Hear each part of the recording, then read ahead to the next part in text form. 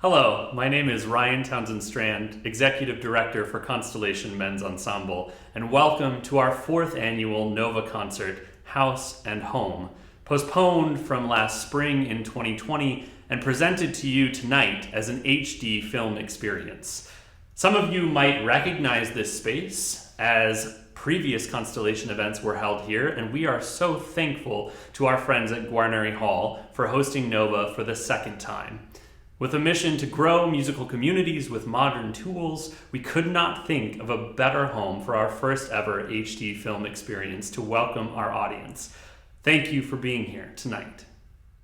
This performance was originally planned well over a year ago, and the world premiere music from our 6 composers has been eagerly awaiting the voices of our singers to bring it to life. The last year has been one of constant change, adaptation, and patience for all performing arts organizations. We here at CME were shown support time and again from our community, benefiting from our Artist Relief Fund, which was able to provide relief to our artists early on in the pandemic. Last fall, we successfully held our first online event in October, transitioning our Glee Pub experience over to the digital pub and raising over $10,000 in support of our mission. Our educational recitals went digital as well, performing and being in conversation with Chicago public school students thanks to our partnership with Music of the Baroque's Strong Voices program. While the ability to connect has been a gift over the last year, we are ready to engage the next generation of singers in person as soon as it's safe to do so. And that brings us to tonight. For the first time in over a year, the voices of Constellation have come together in person to premiere the music of Nova 4, House and Home. With a new amount of responsibility placed on our singers in their preparation, I am so proud to present this evening of music, exploring the idea of home within and without the 4 walls of a house.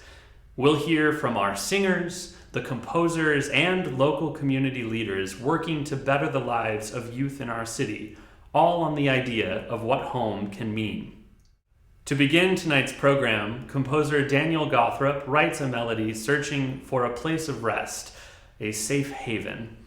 Please welcome conductor Christopher Windle and the voices of Constellation singing Daniel Gawthrop's Where My Heart Can Sing.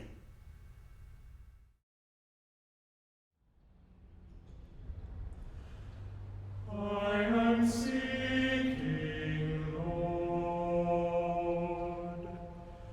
for a place of rest. I'm a wanderer, a pilgrim, a stranger.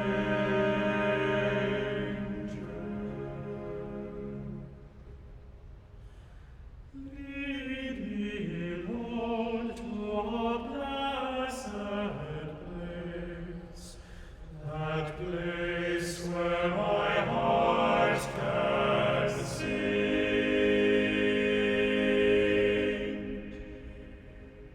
I sought peace in the ancient forest. Lace canopies of green spread o'er my head. But in solitude I found there was no respite, as midnight phantoms forced entry to my dreams. Beleaguered, I sought succor on the mountain. From the peak, the pathway surely would be clear. But no vision, no fire, no voice of thunder spoke to the hunger in my heart.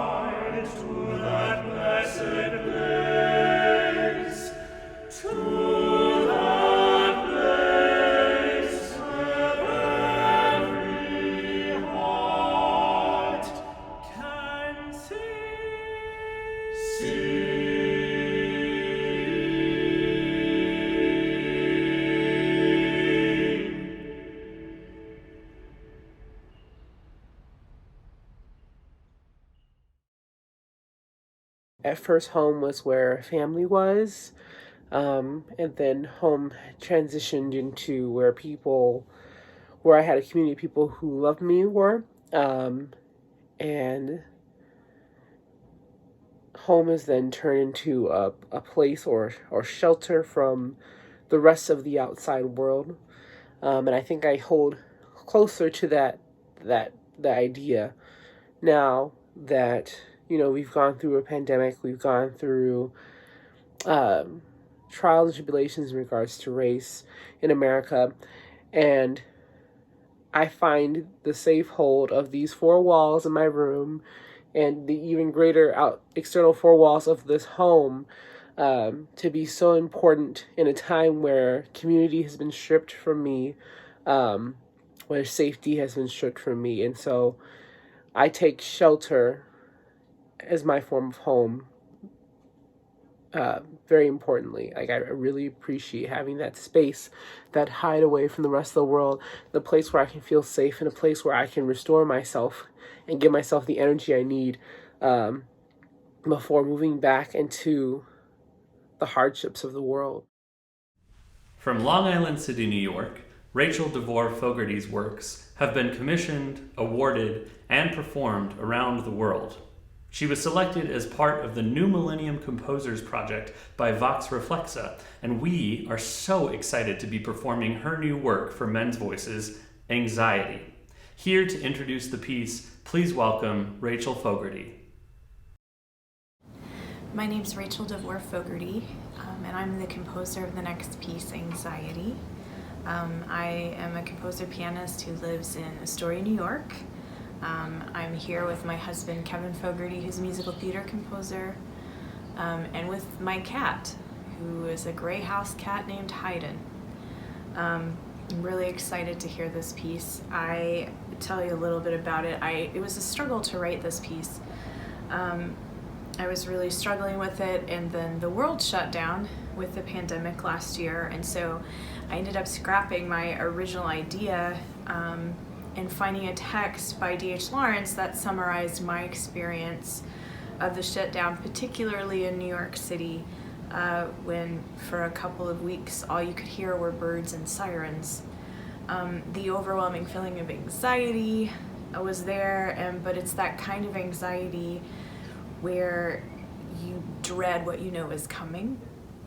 So I think D.H. Lawrence really captures the emotional feeling of this in his poems so well, especially that mixture of relief and guilt that one can feel in the face of grief. And so as you listen, you'll hear the bicycle, you'll hear the birds, and kind of how life goes on even in the midst of struggle. So hopefully I captured that. To answer the question, what has home meant to me in my life? I think I have to answer that with a question, like, what is home? It seems to me like it's a place that forms our sense of belonging. I often feel caught between two different homes, the South and the Northeast, but I don't really feel at ease in either place. So I'm a stranger in one and then trapped in the idealized memories of the other, and so I find myself longing for home I haven't really experienced fully, which I think has led to my obsession with the German word Sehnsucht. So it just makes me ask more questions, like, where do I belong? Why does the loss of home deepen our longing for home? And then why does it feel like I'm wired with a memory of something I can't put into words?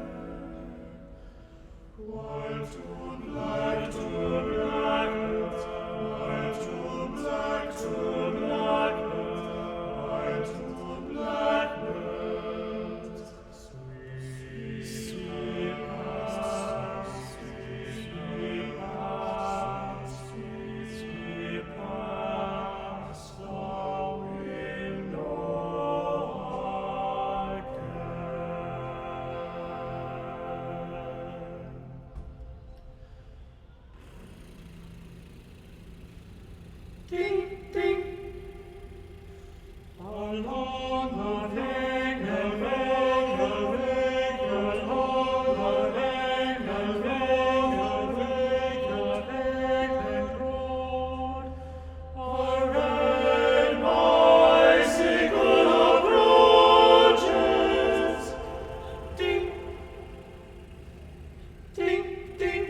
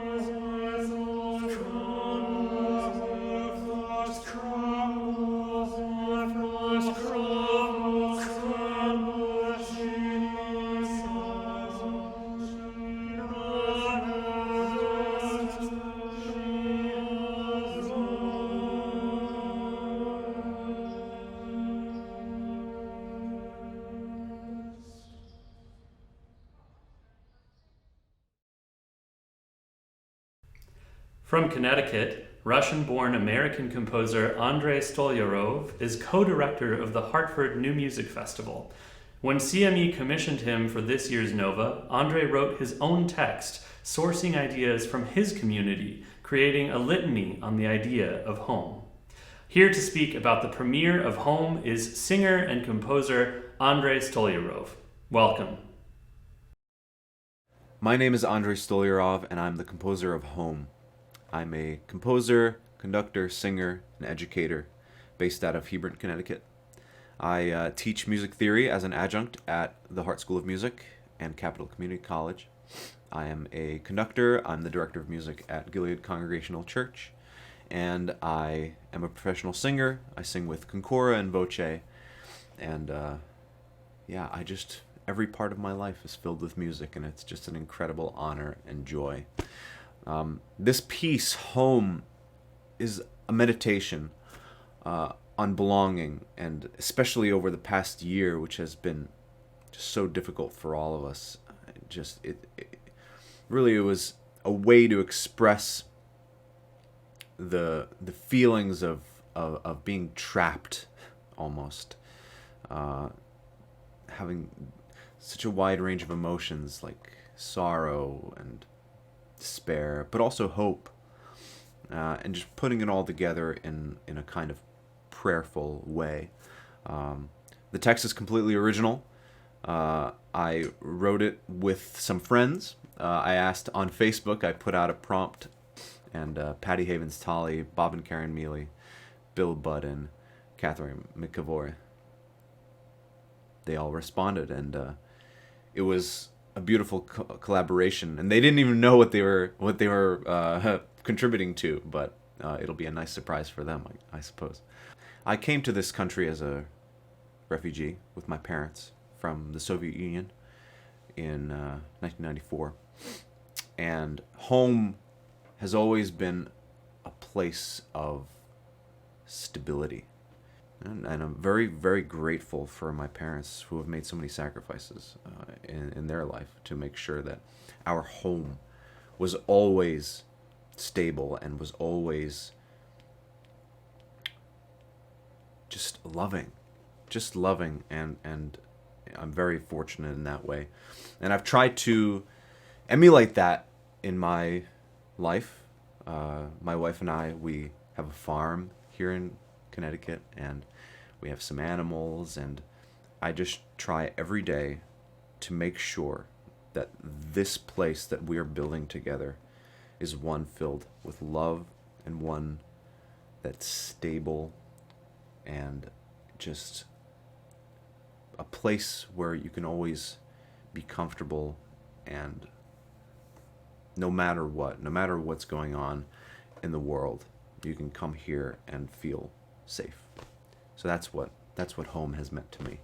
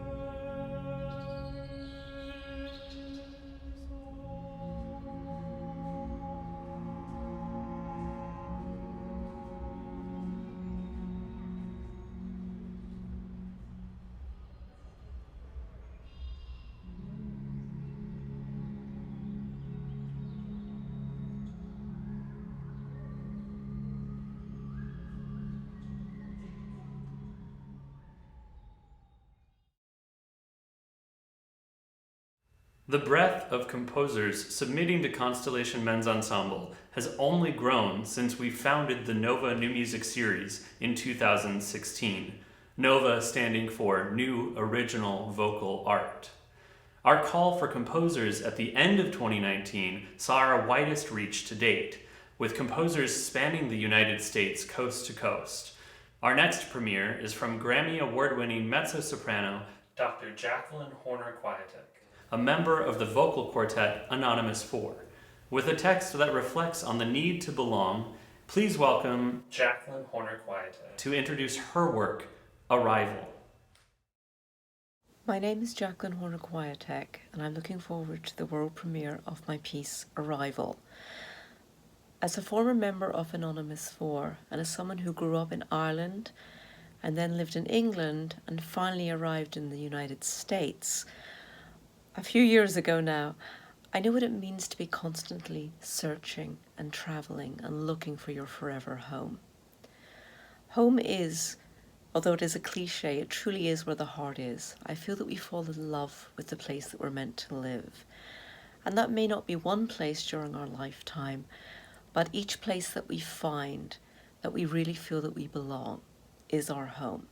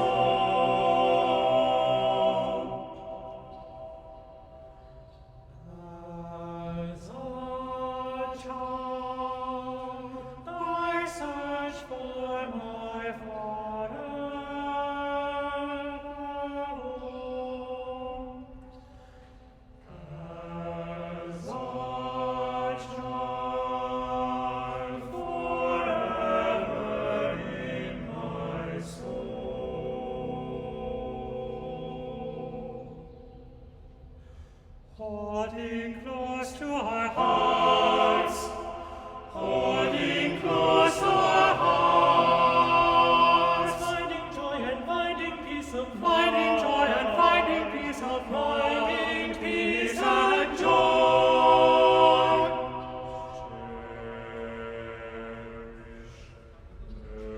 Nurture the place that you call home.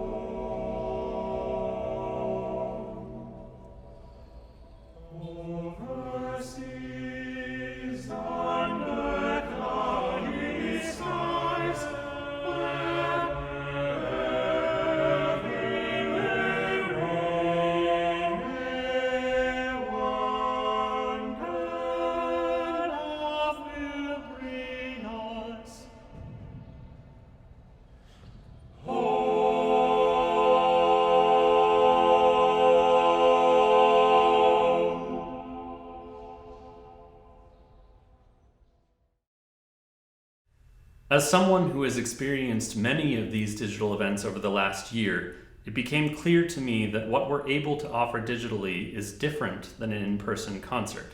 However, as our singers and audience can attest, there is still a shared energy around experiencing something together. In order to ensure that anyone with an internet connection could experience this year's Nova, Constellation raised all of the funds to produce this event ahead of tonight, allowing for free registration to all of you. That being said, there is still need for additional support to ensure that our work in Chicago and beyond can continue. If you're able, please consider making a meaningful gift towards Constellation Men's Ensemble, either to our artist relief, commissions, or annual fund. As we look towards the fall in hopeful expectation of reuniting with all of you in person, any gift made tonight will be matched up to $5,000. Thank you for all of the ways in which you've given Constellation Men's Ensemble a home here in Chicago. Really important version of home for me has been the groups of people that I have been fortunate enough to sing with over the course of my life. I rarely feel as at home as when I'm joining voices with others. And so this project has been especially important to me because I feel like I'm returning home. Driven by a love of narrative and capturing human emotion, composer Alex Berko comes to us tonight from Houston, Texas. His premiere for Constellation is the first of 4 movements in which he uses each of the cardinal directions and the words of poet Ruta Kumitskas to explore both the physical elements and personal sentiments of home. For the cardinal direction South, here to introduce his work Lone Star is composer Alex Berko. Hi, my name is Alex Berko, and I am a composer currently based in Houston, Texas. My piece is called Lone Star, based after the poem by my friend and collaborator Ruta Kuzmikas. Ruta's entire piece is called Cardinal Directions, but I chose to set the piece Lone Star based after the movement South. And I chose this because that was the home in which Ruta and I intersected at. When I think of the word home, I think of comfort. I'm from the Midwest, I'm Jewish, and much of my upbringing was rooted in those cultural values. I think that I found a lot of comfort in that and my strong sense of identity associated with being Jewish. When I went to undergrad, I decided to go to school in the Midwest, and now I am in Houston for grad school. Initially, I was worried about the cultural differences between the South and the Midwest, but was very pleasantly surprised to find out that Southern comfort is actually a thing, and it is closer to culture in the Midwest than I had initially thought. So I do feel that I have found somewhat of a home here in Houston now. Lone Star, would I were steadfast as a man of sleepless birds, unmassing on the power lines above West Alabama Stream, and flocking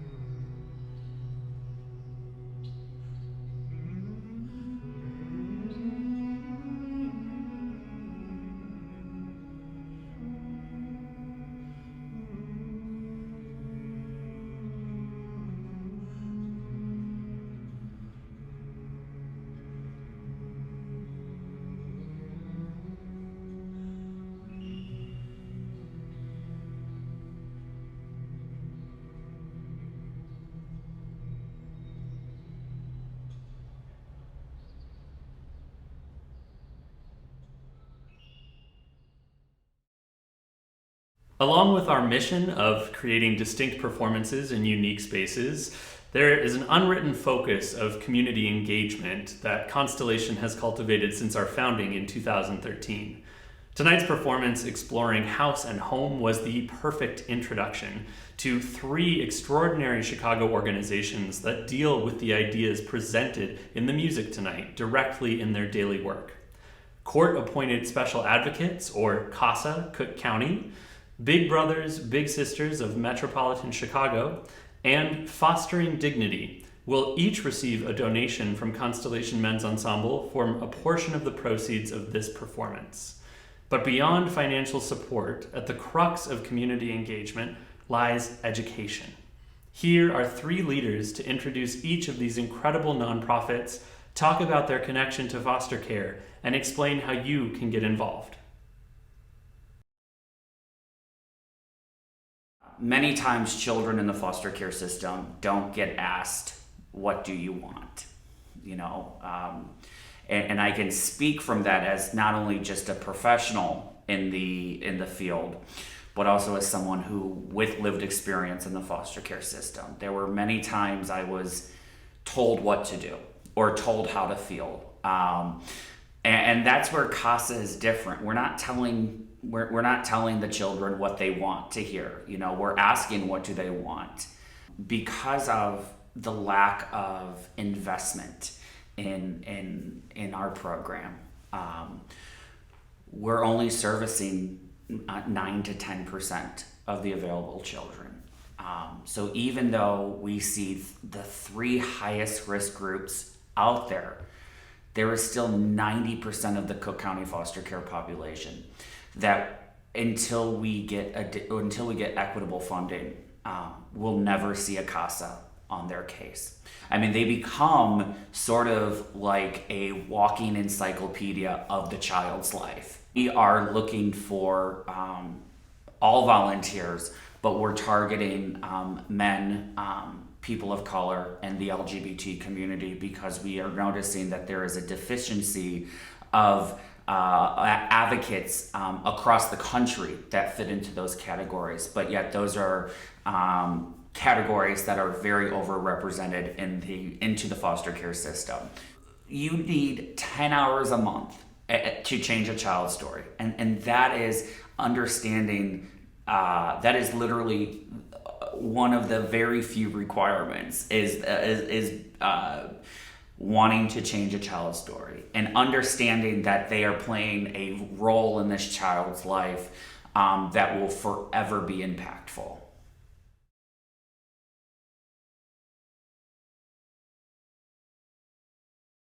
Hi, I'm Matt Calvert with Big Brothers Big Sisters of Metropolitan Chicago. Thank you to the Constellation Men's Ensemble for supporting us, along with some other great Chicagoland organizations tonight. BBS Chi is an affiliate of the oldest, most respected mentoring organization in the United States. We are a mission-driven, performance-based organization that is professionally managed and provides high-quality, one-to-one mentoring services to over 2,000 children and their families across Cook, DuPage, and Lake counties in Illinois and Indiana. We make meaningful, monitored matches between adult volunteers who we call bigs and children known as littles from ages 7 all the way through high school graduation, though of course these matches can and do last a lifetime. You asked us to answer what home means to us, and it's something I'm sure we've all been thinking a lot about since we've mostly been cooped up at home for the past 18 months or so. And so while roof over our heads is not something any of us should take for granted, one thing that the pandemic has made me realize is that home isn't just about a place, it's about people. Every Sunday for the past 18 months or so, I've gotten on a Zoom call and checked in with my family. We're spread out across the country, and I still haven't seen any of them in person yet, but we've been able to keep in touch and give each other updates every week. And that's been huge. That's been a huge boon to me personally. And it's made it so my family has stayed a constant in my life, even though I may be physically far from them and far from home. This experience is one that our matches have been going through as well. Early in the pandemic, BBBS shifted all of our programming over to the virtual space, and we even made the first new virtual BBBS match in the entire country. Our matches got creative and came up with awesome virtual activities to do together. But the most important thing we heard from them was that they kept checking in. They kept being there for each other. Whether it was a Zoom call every week or a text when times got tough, the pandemic has really shown the importance of having a constant presence of the people you care for and who care for you in your life. And we're so happy that our matches have been able to be that home for each other.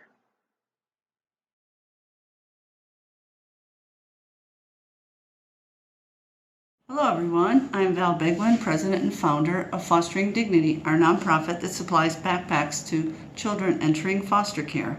We obtain donations, purchase $5 backpacks on a wholesale basis, and distribute them to Illinois Department of Children and Family Services offices, so child abuse and neglect investigators have them on hand to give to a child when he's being placed in foster care.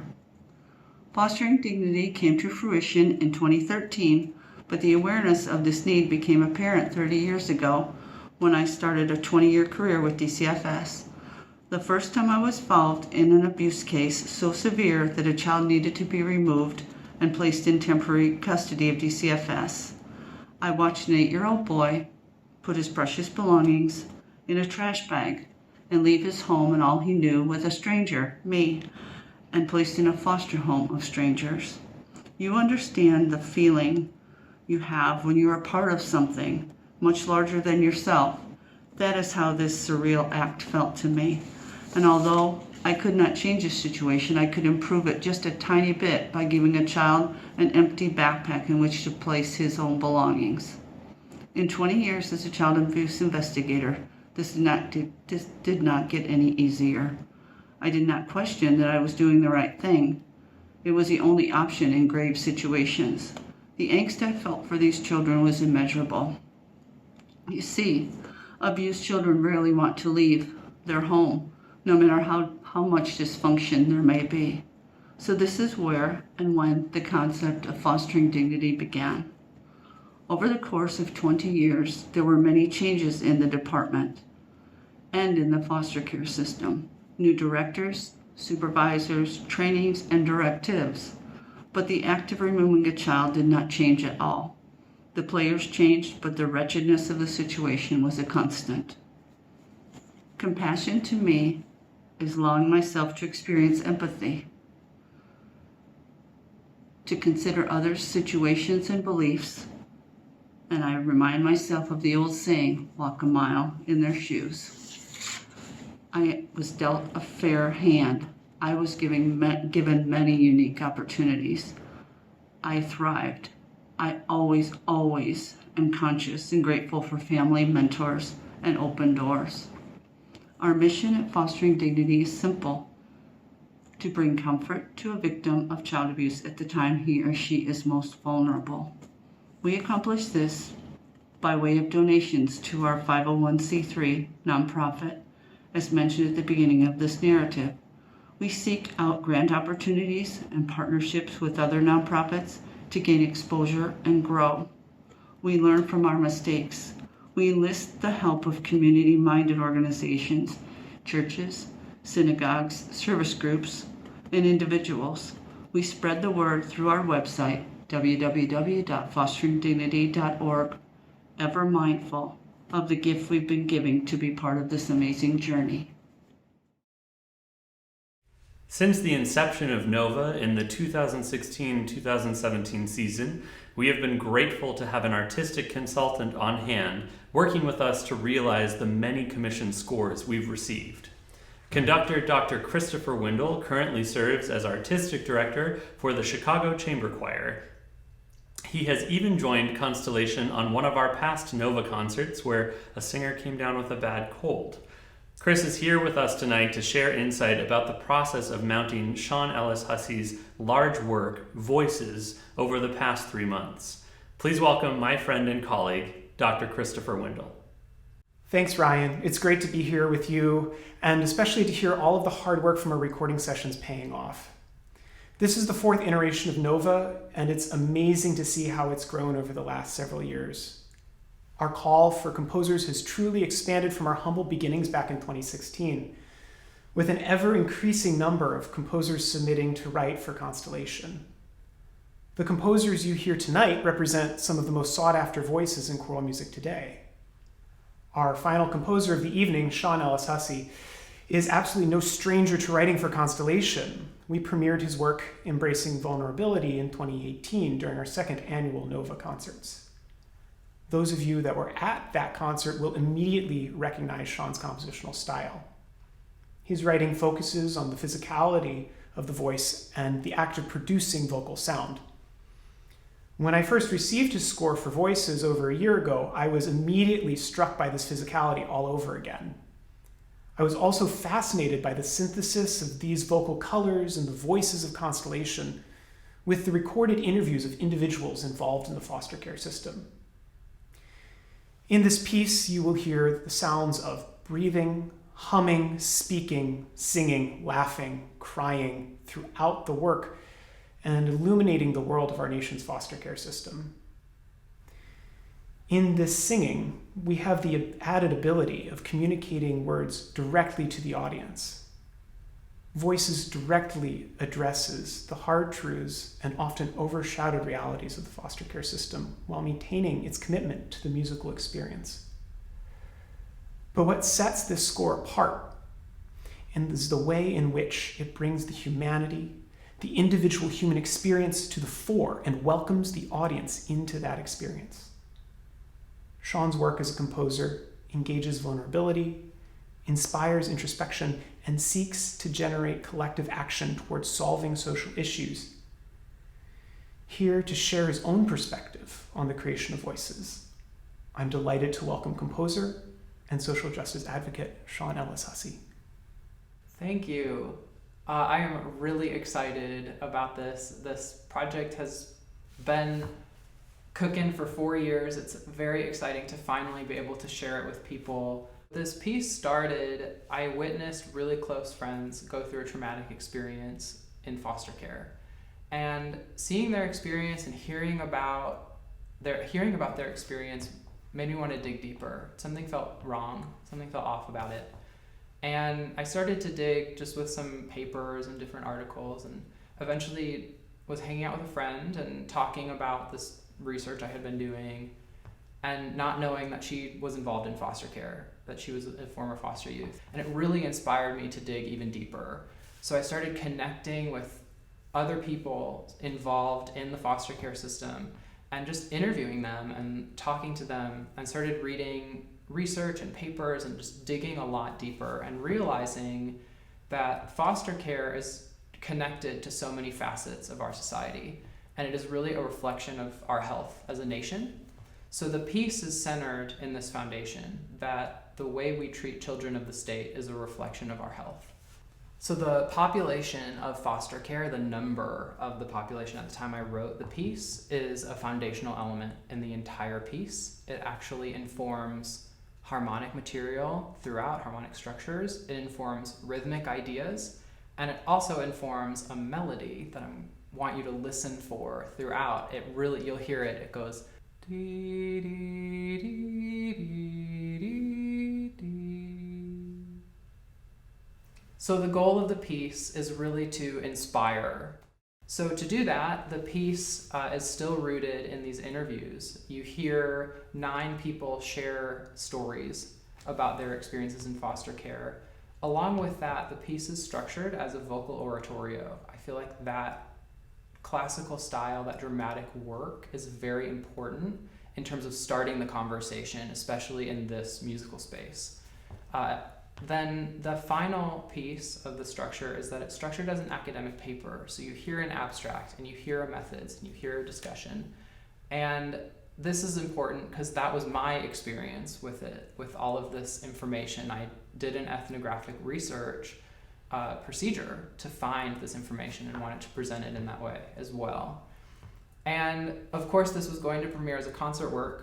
And now with COVID, it's been this really interesting opportunity to do a virtual format. So to do that, we have, you'll see the choir singing, and that has been really cool to actually bring this music to life, because it's just been the electronics for so long. And along with the choir singing, you see these objects experience trauma, things that I was reminded of that are in my notes from the interviews. You see these objects experience trauma, and it's just all kind of comes together in this one musical piece, this big journey. the manifestation of home has always changed. I think it has to for all of us, the way that we, think of home in a noun, as a noun sense. So that was why it was really hard. And what I realized in reflecting is that the mechanism to get to the physical manifestation of home, or the emotional manifestation of home, is constant. And I think home is this kind of internal place that I can find, or that we can find, for the love and support that we need, that we know we need inside of ourselves, and also the balance of the external systemic structures that help support that. So in terms of voices, in terms of this piece, in terms of home for me and this concert, it's really looking at what is the external support that isn't there. So my hope for voices is that it inspires people and that it can live up to the inspiration that I felt talking to all of these people around the country involved in foster care. And I'm really grateful to Constellation for providing this opportunity and taking on a challenging piece like this. In so many ways, it's a big challenge. And I really hope that you enjoy it and find it inspiring. And now it is my pleasure to present the world premiere of Constellation's first ever multimedia vocal oratorio, Voices.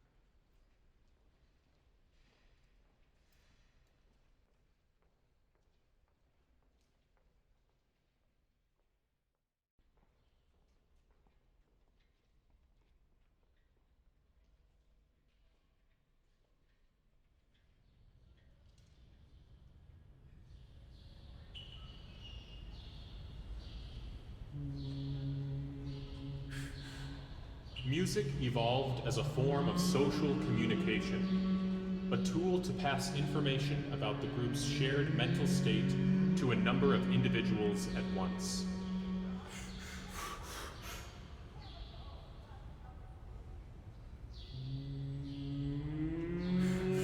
You can define how strong a democracy is by how it treats its child, the child of the state.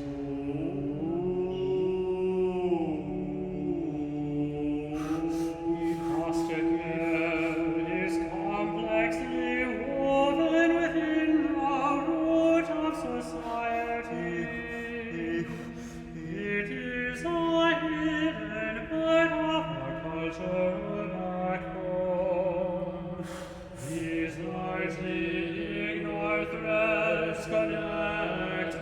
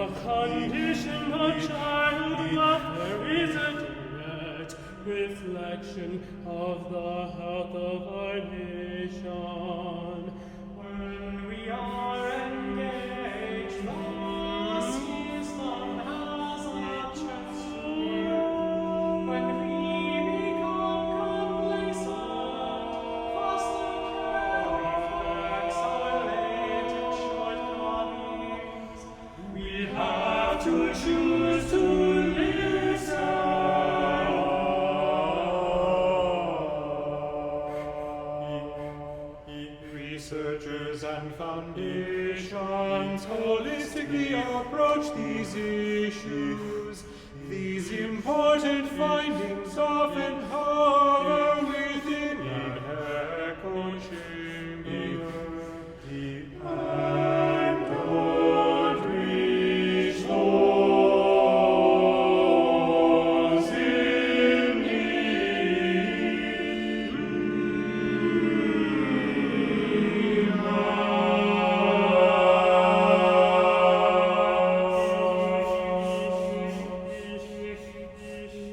As an artistic musical expression, voices intends to bolster these findings. Furthermore, this work seeks to study the function of music as an inspiration to drive necessary change into foster care.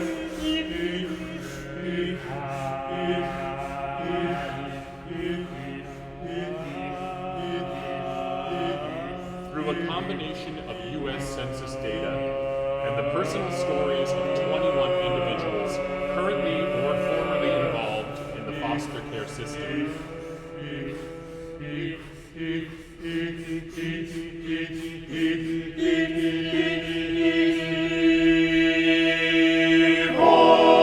Voices presents a window into a vast system that runs seemingly unnoticed in our society.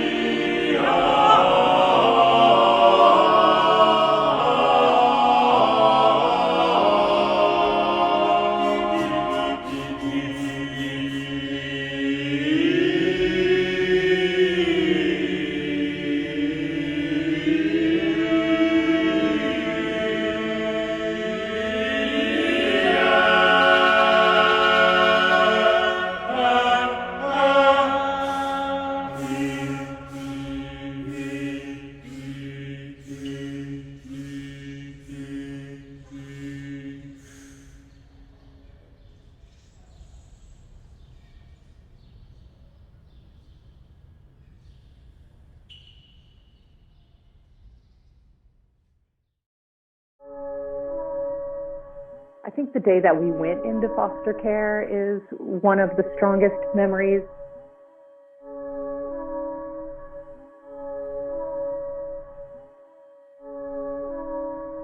We were coming home from school and there were cop cars in the driveway and there were cops all over the house, and we didn't know what we had done. My dad and stepmother are screaming, there's crying, the cops are having to restrain them, and it was really a dramatic scene to walk into. We didn't know any of this was happening. We hadn't been interviewed by anybody.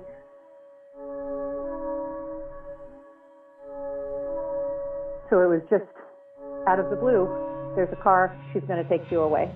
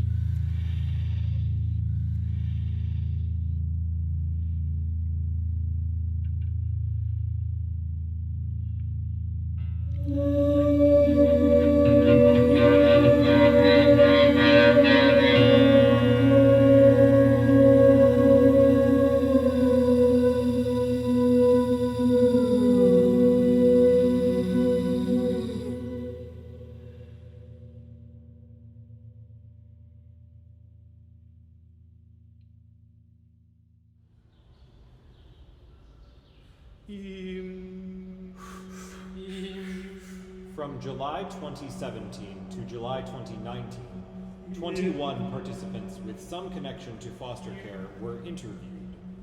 7 former foster youth. 7 foster parents. 2 social workers. 1 former biological parent of foster youth. 1 certified foster care babysitter. 2 former child welfare lawyers. 1 employee of court-appointed special advocates of Cook County.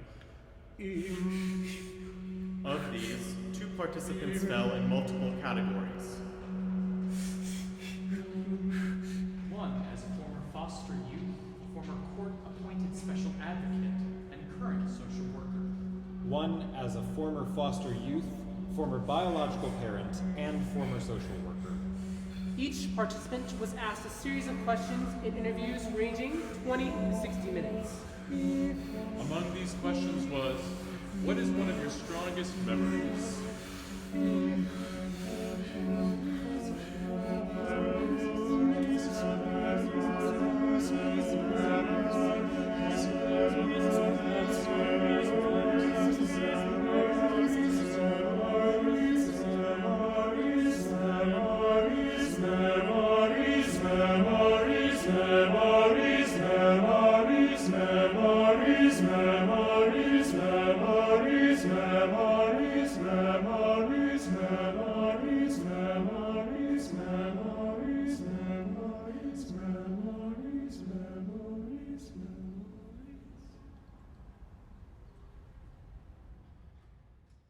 The first night that I joined my foster family, when I went to go take a shower, it was the first time I got to be alone with my thoughts, and that's when all the stuff started flooding in on what's happening and why is this happening to me and whatnot. And so that was a pretty vivid memory.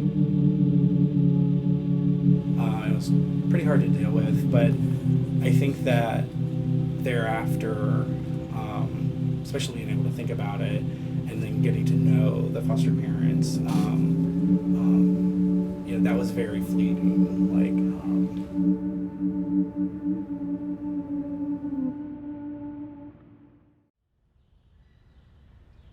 When asked, do you trust the foster care system? Unexpressed blatant trust. The express contingent trust on checks and balances within the system. These think positions directly responsible for this type of oversight. Expressed distrust for the system. These participants were mostly foster youth, foster parents, and biological parents of foster youth. 9 held ambiguous trust. 5 are current social workers or foster parents. 1 was in foster care less than a year. 2 aged out of foster care and had interactions within the system on multiple levels. I had a caseworker that really wasn't a very good caseworker at all. She was probably the worst caseworker I ever had in my life. I know she had a hold of my case for about 6 or 7 years until I finally said, no, enough's enough.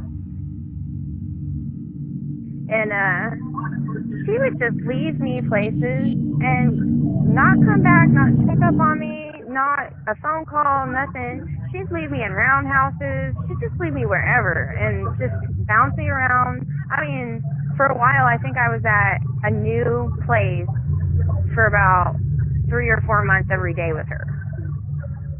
That's really hard to do when you're a kid, to be at a new house every day for about 3 or 4 months.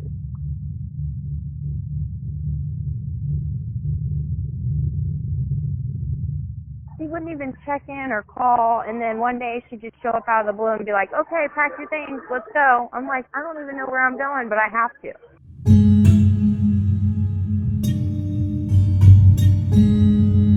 When she did send me to one place, she'd let me sit there long enough to get settled in, and then she'd come yank me out, and she did that for a long time with me, and I was like, you know what, I'm done.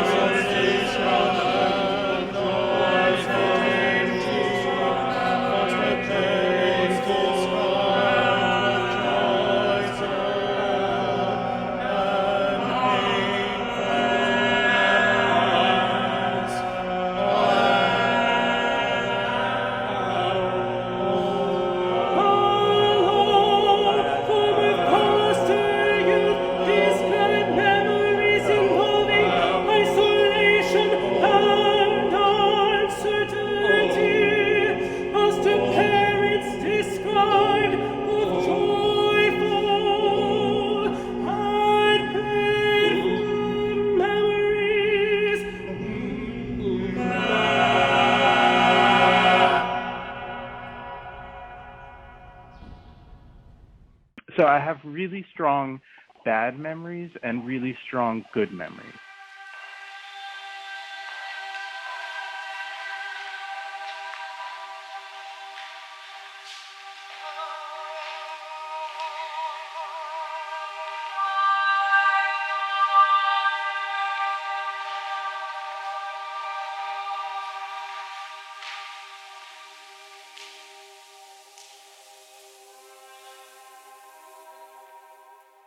Some of the good comes from our travel together because I love to travel and I love taking vacations, and it was important to me to do that with the kids. I know not every foster parent does, which seems strange to me, but we would take family vacations to Florida, to New York, to Walt Disney World, or Disneyland in California. We did a Southern California vacation once too.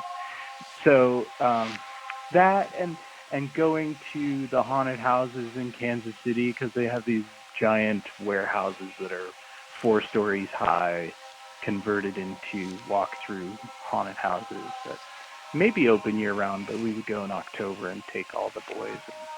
And it was a ton of fun. So those are the good memories.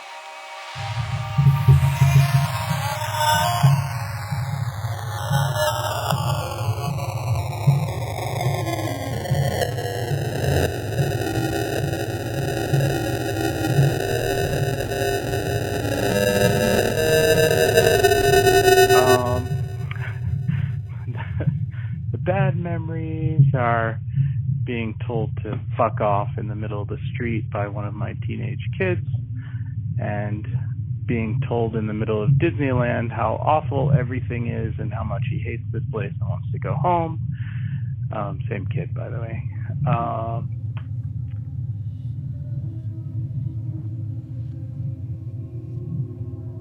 I had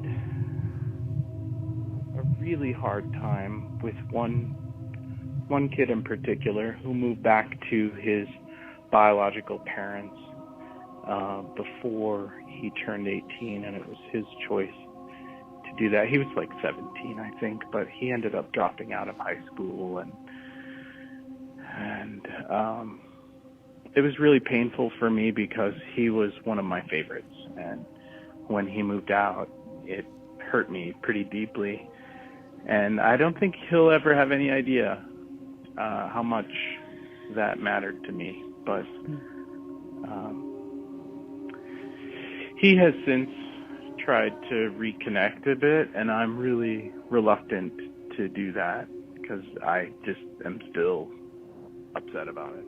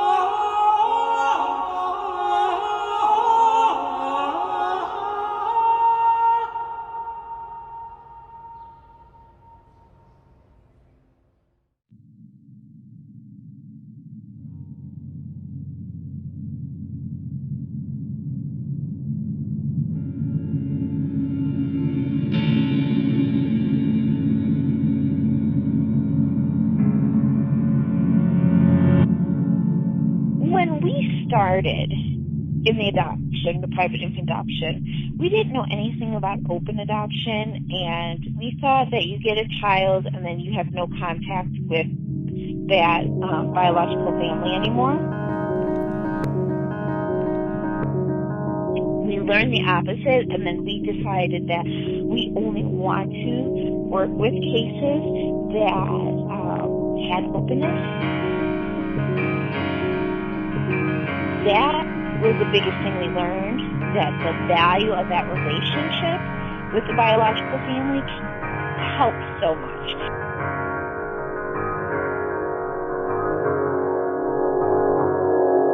I think so many people are afraid of that, but in our cases, like our two daughters, their birth mother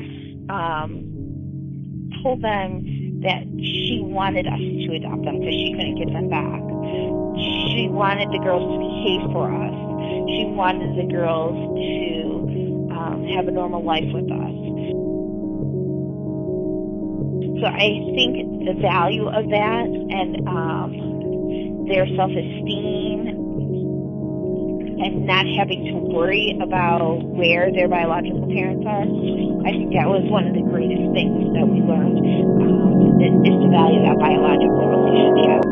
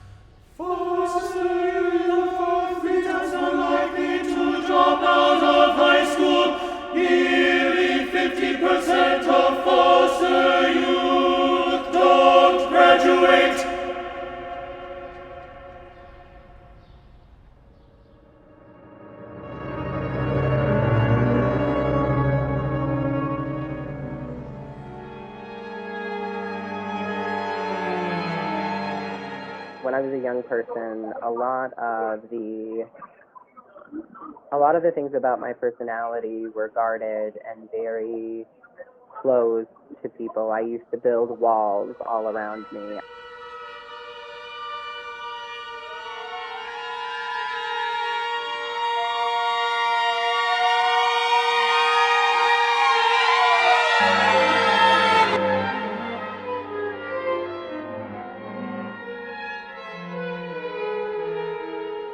And I think the most profound memory for myself was when I realized that building all of these walls wasn't necessarily the most beneficial way to help me move through life.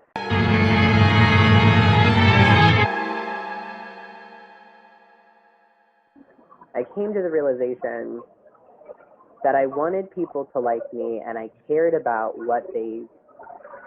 whether or not they did. When I was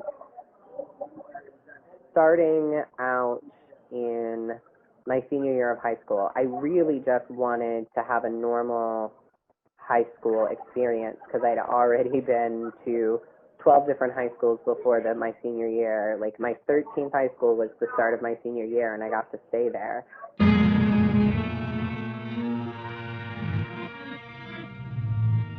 My profound memory is just sitting there and realizing that I could hang out with everybody and be as normal of a kid as I could.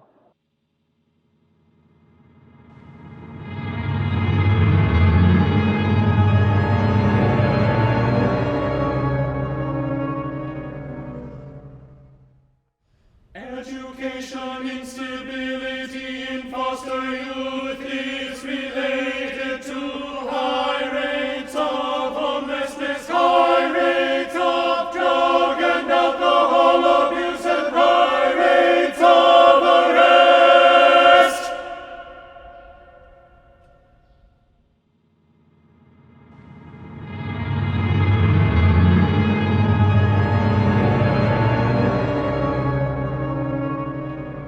think the first time a caseworker picked me up from school is one of my strongest memories. I remember being called into the office and I didn't know why.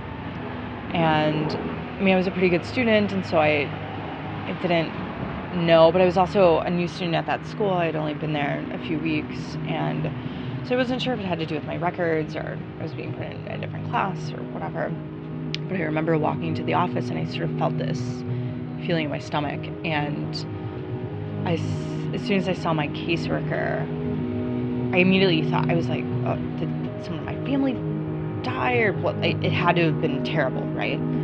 And really, I mean, it was in the middle of the school day too, and she just told me that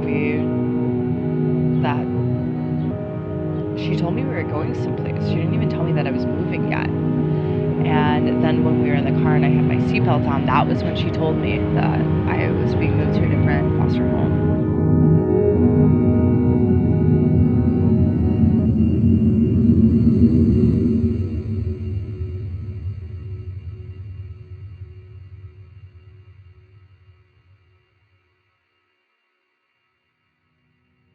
And I just never seen that coming. I mean, school was so important to me, so it bothered me that she took me out in the middle of the day. She could have waited till the end. It bothered me that I seriously never went home that day, and they packed my things for me. And so there were lots of sort of, I don't know, as a kid, maybe you hide your favorite stuffed animal or your because it's yours and it's personal or whatever, diaries, things like that. Things I just never got back, and I didn't realize that that was possible until that moment. Just sort of the unpredictability.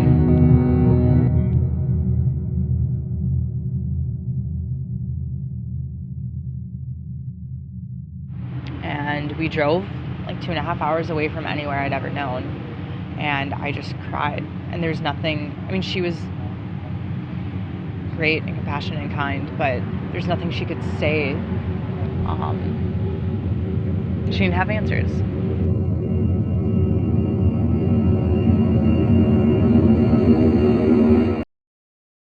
The 2019 Adoption and Foster Care Analysis and Reporting System estimates a total foster care population of 437,283. 437,283. 437,283.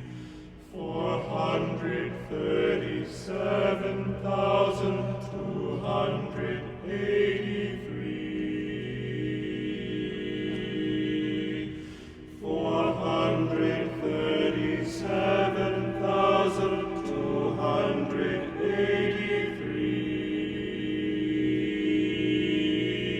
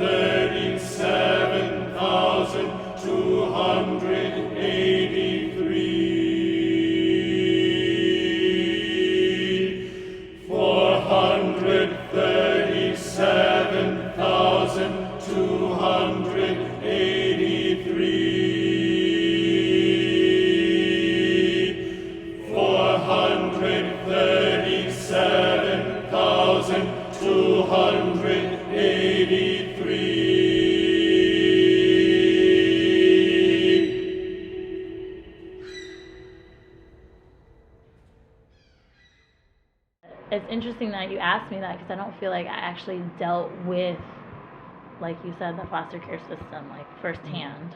It was always my caseworker working with me, telling me this is what was going to happen, and I don't really feel like I had much of a choice in anything. It just felt kind of like a number. It just felt kind of like a number. It just felt kind of like a number.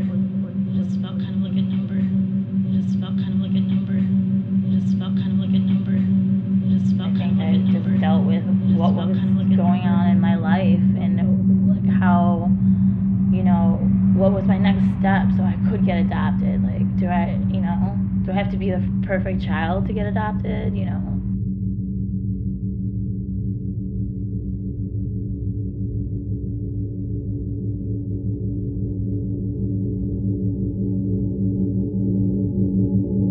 And then there were a lot of families that I met, you know, and they just didn't want me.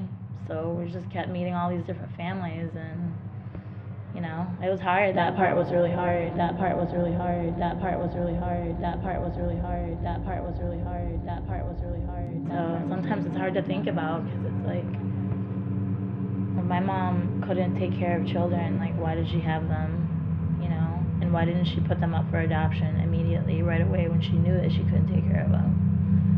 So I think that I just feel like there's a little hostility that goes on there, and that's why I don't have a really good relationship with her, just because of that. I don't know, it's hard sometimes because she contacts me all the time, but it's hard for me to even want to get to know someone that did that. Is it selfish of me to not forgive her, you know?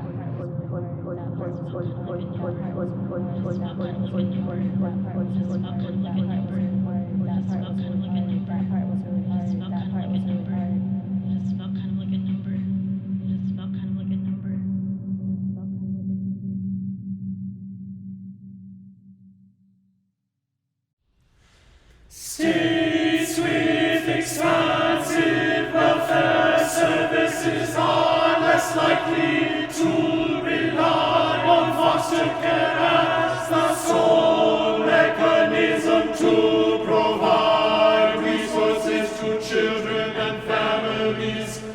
The United States spends less than 1% GDP annually on child welfare, compared to an average 2.6% GDP among 33 of the world's wealthiest countries. All participants described a single or small number of people making the difference in their experience of foster care.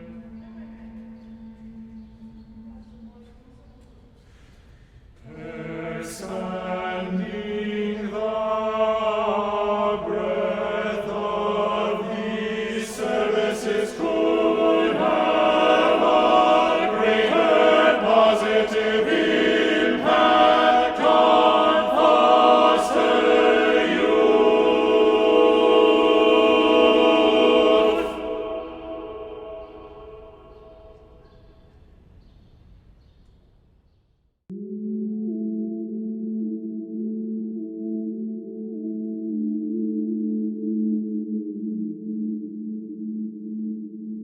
I ran away from a group home for LGBTQ youth when I was a junior in high school.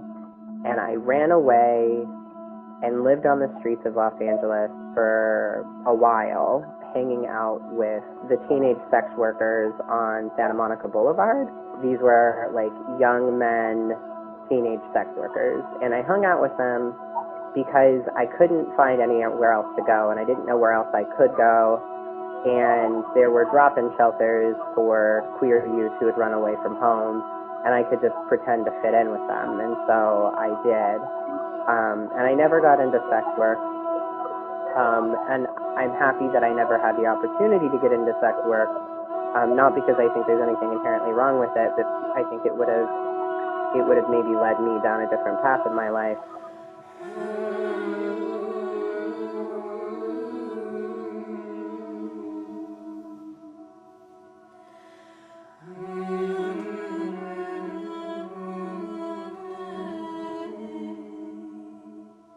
My most vivid memory of that time is when I was sitting in a Carl's Jr. and we're sitting there just eating, and one of them says to me, "I don't want you to hang out with us anymore."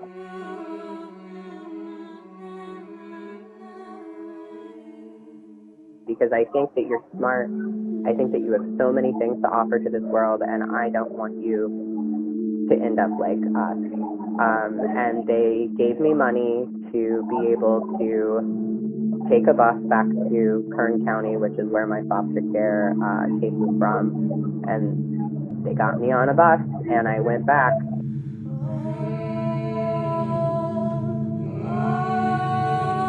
I think it was the time when someone else saw something in myself that I never thought was important. It came from people I'd learned to trust and who trusted me. And I think it came from like this pure place of just wanting something amazing for someone else, and from a place that I would never have, I think, necessarily expected it to come from.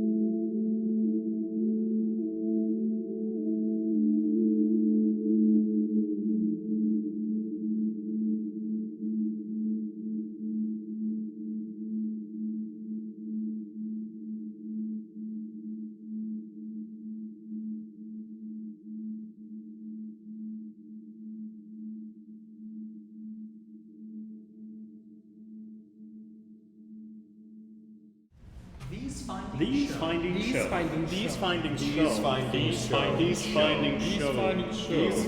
show that a sense of unpredictability and lack of agency are central to the daily lives of not only foster youth, but all who comprise the enormous web of foster care. While this current nature of our foster care system often leads to negative outcomes, it is also the case that for many participants, a single social worker, an understanding judge, one family member, or even a stranger made all the difference on a path of redemption and perseverance. This reality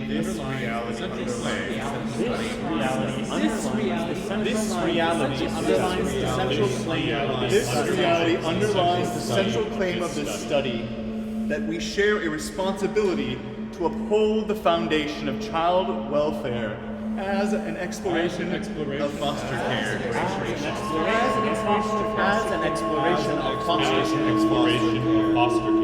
This study begins to unravel qualitative themes and emotionally compelling data about the experiences of those involved in the foster care system. Future studies will benefit from a larger sample, as well as a more complex and pointed set of questions that address specific issues rather than a broad overview of experience. Issues that remain qualitatively important throughout interviews, but do not fit easily within the scope of this paper, include education and housing disparity. The foster care to criminal justice pipeline.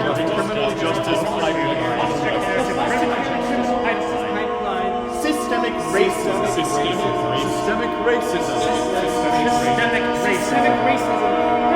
Harmful outcomes based on sexual orientation, gender orientation, and gender identity.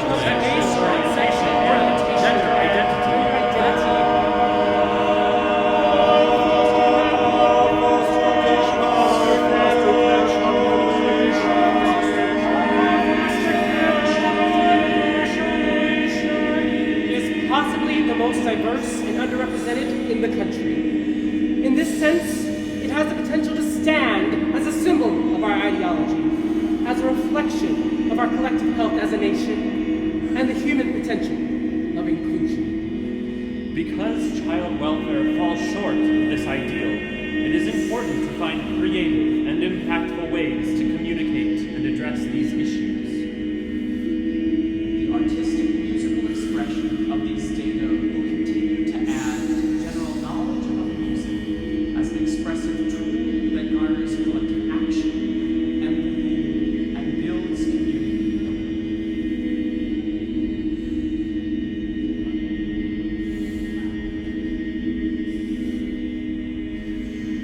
We have to trust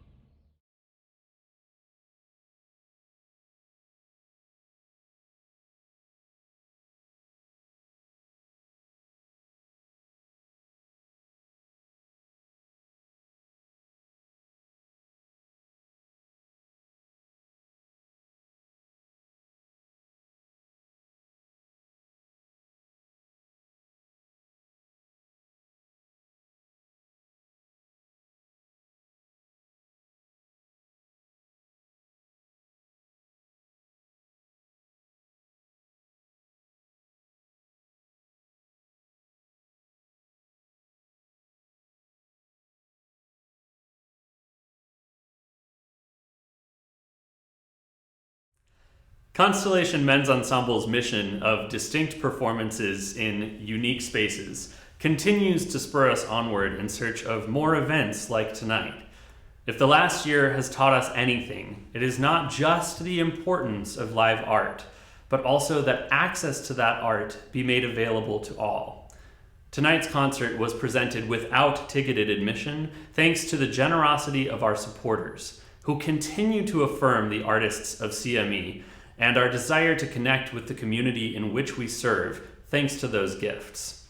This goal of spotlighting organizations in the Chicagoland area in tandem with musical creation is doing our part of what I call community uplift, that I find to be so central to the importance of creating art today. Constellation's hope is to make an impactful gift to each of the organizations that you heard from tonight, with a portion of the donations we receive directly benefiting the work being done for the advocacy, engagement, and dignity of young people here in Chicago and throughout Illinois. Respect in art has consistently been shown through its value by those who enjoy it. We are thrilled to have had the opportunity to turn the corner from the last year and reunite our singers for this performance. If you were moved, engaged, or affected by our performance tonight, please consider making a donation to Constellation Men's Ensemble that we can use to make a meaningful contribution to each of these incredible organizations. Any gift tonight ensures our ability to continue this practice of community uplift in future NOVA performances, forging new partnerships with Chicagoland organizations, and expanding the repertoire for men's voices. Thank you for being here. Thank you for listening. Thank you for helping us inspire conversation and change through our music. In music and brotherhood, wishing you a very happy Father's Day to whatever family you've chosen, and hope to see you all very soon. Good night. What does compassion look like? I think we tend to put limitations on who we will make an effort for. So, in other words, we will give ourselves only to people who look like us or who we like. But compassion, I think, looks like something, like doing something for someone who can't repay you. To go, as the writer Henry Newen says, where it hurts, to enter into the places of pain. Compassion means full immersion in the condition of being human. So for me, I think compassion then is willingly submitting myself to bear the pain of another by being wholly present with them in the midst of it and expecting nothing in return. Compassion to me is, I think that is one of the harder things for a former youth in care to define, because many times in our life we didn't have compassion shown to us. Having somebody being there without being asked to be there. Because I believe that we get what we put out. And so it's hard sometimes to look at somebody and say, okay, this isn't how I would perceive this issue, but your thoughts are valid. As somebody who spent my life split between 2 cultures and 2 languages, home for me is a place that I create within myself, a place that I can feel safe and free to be who I am, regardless of where I am in the world.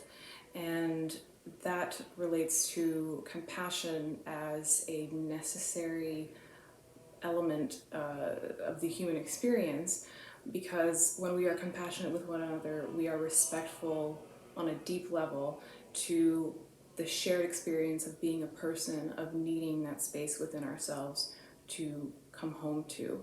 And if we know that we're in this together, we can help each other find that space within us and with each other as well. When I think of compassion, I think of seeing or hearing someone for their full self, wherever they're at. I think that it's something we're lacking a lot now as a society, but I think compassion simply starts with curiosity and at least an attempt at understanding where someone's coming from, even if you don't agree. And compassion to me is knowing that we're all on this journey together, and it really is up to us to help each other find where we truly belong. There's an approach to compassion that's rooted in empathy. I think that's really powerful. I like that. I like a lot of that and the way it feels, but it only kind of overlaps with part of it for me, of what compassion and the true potential of compassion can be. And the difference is empathy, and kind of this empathy gives this idea that we need to have experienced suffering or experienced pain to meet another person where they are and to truly understand them and be supportive. But compassion gives a different meaning to that you choose to trust the experience someone is telling you that they're having, to trust their suffering, and it is an active choice, and it is followed up quickly by the action of helping them, of supporting another person. So compassion is not having to experience pain in order to help another person. What does compassion look like? Well, compassion is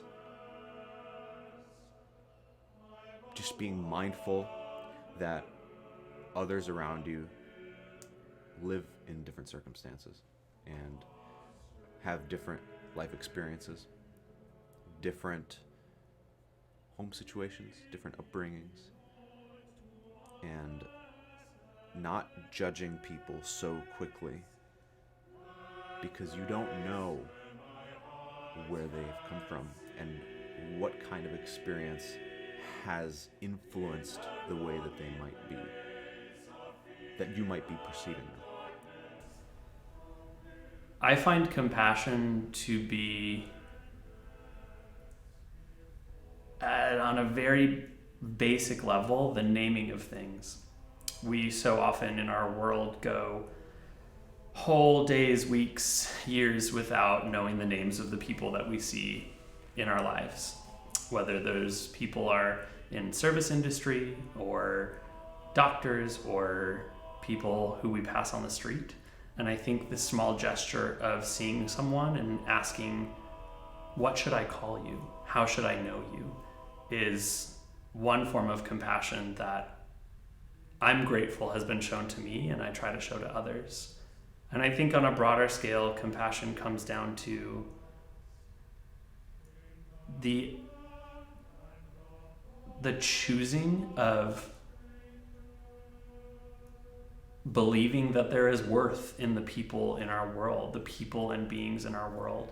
That is not something that I think that many people are born with. I think it is something that we learn, and that choice sets us apart in our ability to see worth in every person and show compassion towards every person. And that pursuit of doing that consistently is something that I am committed to in art and in my life. Compassion for me looks like creating safe environments for everyone to feel safe and to and to speak and to love and share equally and be truthful without feeling like they are going to be attacked or be abandoned for what they believe in. Compassion for me looks like opening up my home for those who need it. Compassion looks like for me being an open ear when things go crazy and someone just needs that extra time to listen, that extra feedback. Compassion shows up in so many different ways, but I think the biggest kernel of compassion is giving up of yourself to more freely engage with and encompass the experiences, the lives, the need, and the care of others.